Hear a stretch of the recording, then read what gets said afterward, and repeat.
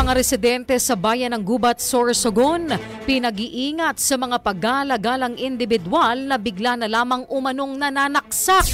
Brigada Intern Carlene Alzar, ibrigada mo! Brigada Live Report.